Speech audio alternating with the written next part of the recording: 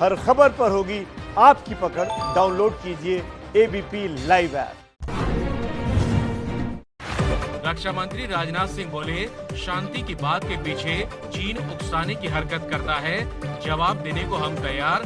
लद्दाख में पेट्रोलिंग करने से हमारे सैनिकों को कोई नहीं रोक सकता। रक्षा मंत्री राजनाथ सिंह बोले, चीन के उकसाने पर भी हमारे जवानों ने संयम दिखाया और चीनियों को खदेड़कर शौर्य भी दिखाया। लद्दाख में एलएसी के पास चीन और हमारे सैनिक आमने सामने हैं। इस बार सर्दियों में भी भारतीय सेना अपनी पोस्ट खाली नहीं करेगी। देश में वीवीआईपी लोगों की जासूसी करने वाली चीनी कंपनी के खिलाफ जांच शुरू हो गई है। नेशनल सिक्योरिटी कोऑर्डिनेटर की कमेटी 1 महीने में जांच रिपोर्ट सौंपेगी। श्रीनगर में आतंकियों के साथ सुरक्षा बलों का बड़ा एनकाउंटर हुआ। 3 आतंकी मारे गए। आतंकियों की फायरिंग में एक महिला की भी मौत हुई। श्रीनगर के बटमालू में हुई थी आतंकियों से मुठभेड़। जम्मू कश्मीर पुलिस ने कहा, इस साल 7 मुठभेड़ों में 16 आतंकियों का खात्मा किया है। श्रीनगर में पुलवामा जैसे आतंकी हमले की साजिश नाकाम हुई। सुरक्षा बलों ने 52 किलो का विस्फोटक बरामद किया। डेटोनेटर भी मिले। गाड़ी में भरकर कार बम बनाने की साजिश थी। हरियाणा के रेवाड़ी में सेना का कर्मचारी पाकिस्तान के लिए जासूसी के आरोप में गिरफ्तार। फेसबुक से संवेदनशील जानकारियां पाकिस्तान को भेजी थी। तेलंगाना के हैदराबाद में तेज बारिश के बाद अचानक बाढ़ आ गई। कृष्णा नगर इलाके से डरावनी तस्वीरें आई। हैदराबाद में तेज बारिश से बीती रात हालात काबू से बाहर हो गए। पार्किंग में खड़ी गाड़ियां पानी में बहने लगी। गुजरात में राजकोट के अस्पताल में कोरोना मरीज के साथ खींचतान का वीडियो वायरल हुआ।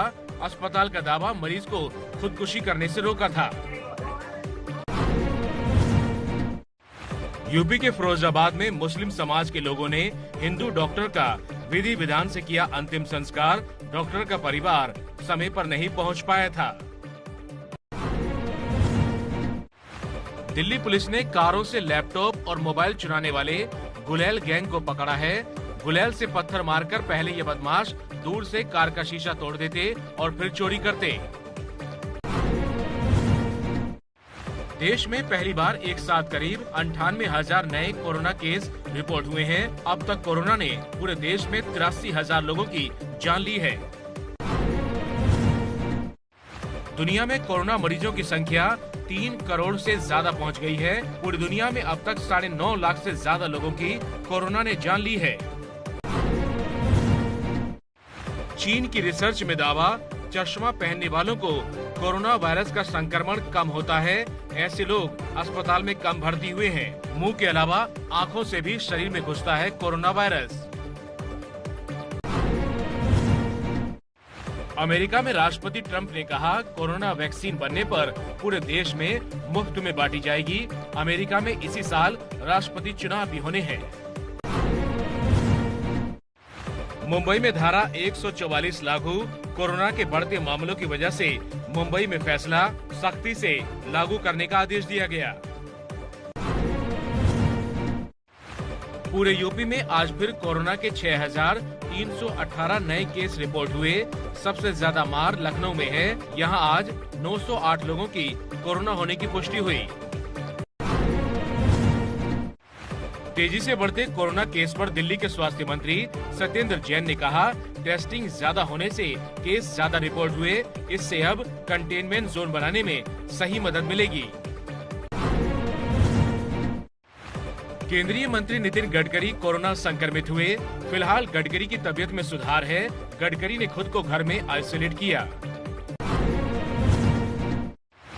गृह मंत्री अमित शाह दिल्ली के एम्स अस्पताल से ठीक होकर घर लौटे। कोरोना से ठीक होने के बाद सांस में तकलीफ के बाद एक बार फिर भर्ती हुए थे।